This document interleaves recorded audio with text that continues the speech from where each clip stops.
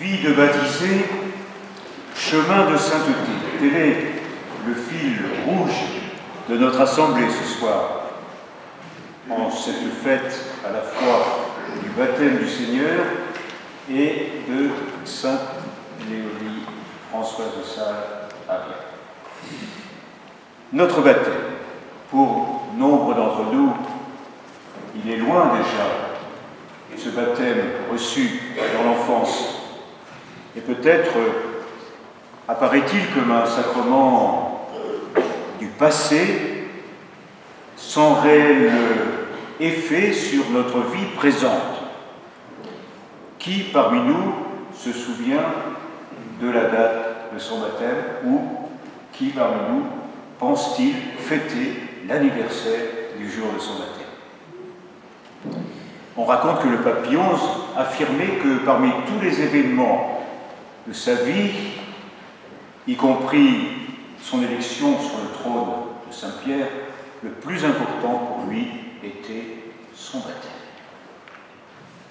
À bien réfléchir, à la lumière de la foi, quel sacrement revêt plus d'importance, puisqu'il nous introduit chacune, à la vie de la foi et qu'il nous fait entrer dans la communauté des enfants de Dieu, des croyants au Dieu de Jésus-Christ. Mais ce qu'il importe de comprendre, c'est que ce sacrement, non seulement est un commencement, mais aussi qu'il nous introduit, qu'il est une promesse de vie nouvelle et inépuisable. Car la grâce reçue au baptême n'est autre que la grâce qui nous fait devenir enfants de Dieu, fils et filles de ce Père céleste, de ce Père des cieux. Et à la suite de Jésus, recevant lui-même le baptême sur les bords du Jourdain, l'Esprit Saint est descendu sur nous et avec cette parole prononcée qui ne cesse de prendre corps en chacun, toi, tu es mon fils, ma fille bien-aimée, en toi je trouve ma joie. Telle est la grâce de notre baptême. Autrement dit, le plus beau des cadeaux que nous ayons reçus ce jour-là, la parole qu'il nous faut sans cesse accueillir et murmurer au plus profond de nous-mêmes, la parole qui nous rejoint, quand bien même nous serions éloignés de Dieu, la parole qui nous ressaisit, quand bien même notre conduite n'a rien de très filial ou fraternel. Toi, tu es mon fils bien-aimé, en toi je trouve ma joie. Oui, le baptême, sacrement de la foi, est le sacrement de la confiance inébranlable en Dieu notre Père, confiance en sa tendresse, en sa miséricorde infinie.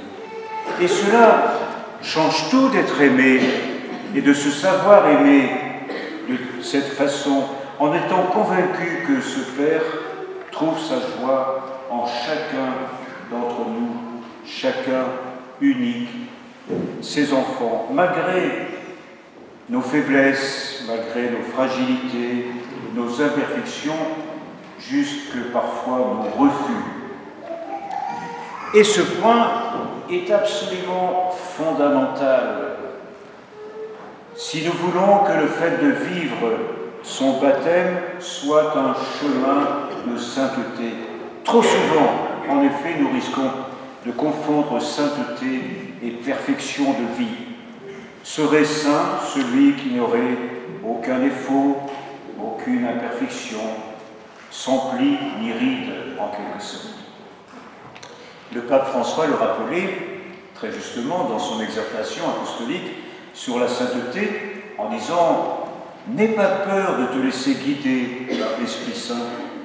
La sainteté ne te rend pas moins humain, car c'est la rencontre de ta faiblesse avec la force de la grâce. » La rencontre de ta faiblesse avec la force de la grâce.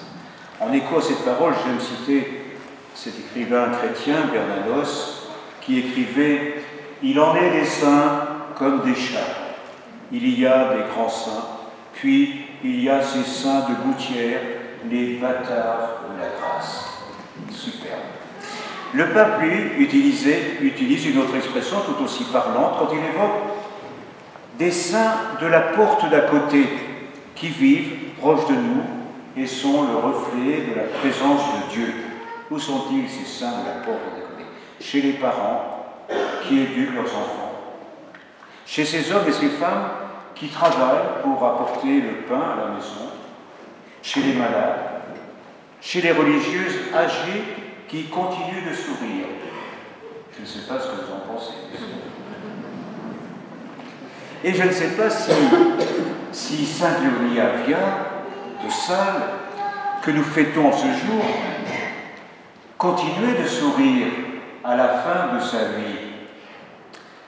Elle qui avait connu beaucoup de contrariétés, d'opposition, de cabale même au sein même de sa congrégation, qu'elle avait initiée, puis qui avait connu l'exode avec la dispersion de toutes les sœurs, et avec la confiscation, la fermeture en quelques semaines de 22 maisons, la confiscation de toutes les œuvres, dont la maison mère à Troyes, et cela à la suite des lois françaises de spoliation des biens de l'Église et de suppression des congrégations religieuses. Il faut le faire et le vivre.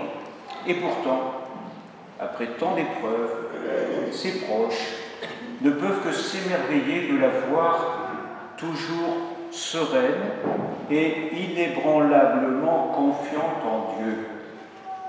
En abordant notre mère, témoigne l'une des sœurs, je fus touché de l'impression qu'elle me faisait d'être intimement unie à Dieu, ne vivant que dans le moment présent pour faire sa volonté avec amour, foi et total oubli d'elle-même.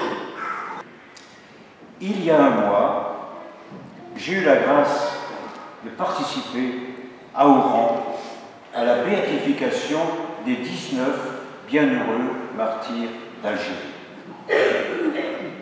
Ils vivaient, eux aussi, la sainteté au quotidien, avec leurs voisins musulmans, avec qui ils partageaient les mêmes activités, les mêmes services et les mêmes détentes.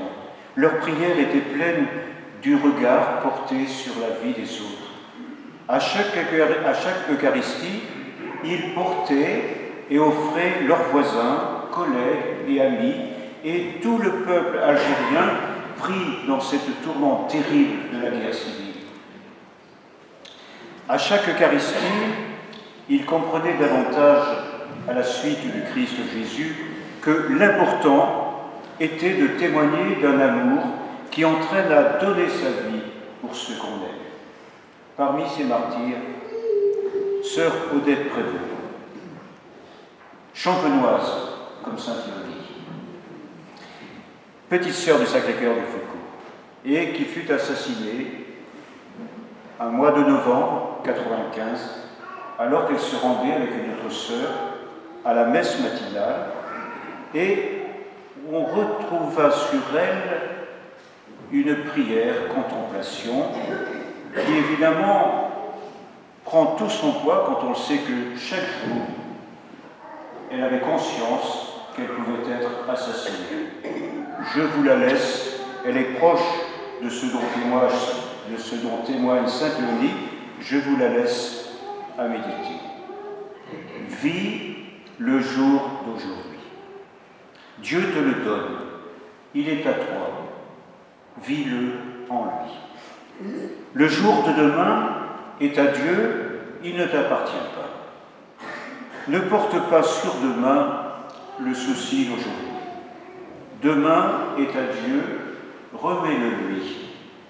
Le moment présent est une frêle passerelle. Si tu la charges des regrets d'hier, de l'inquiétude de demain, la passerelle cède et tu perds pied. Le passé, Dieu le pardonne. l'avenir, Dieu le donne. Alors, vis le jour d'aujourd'hui en communion avec lui.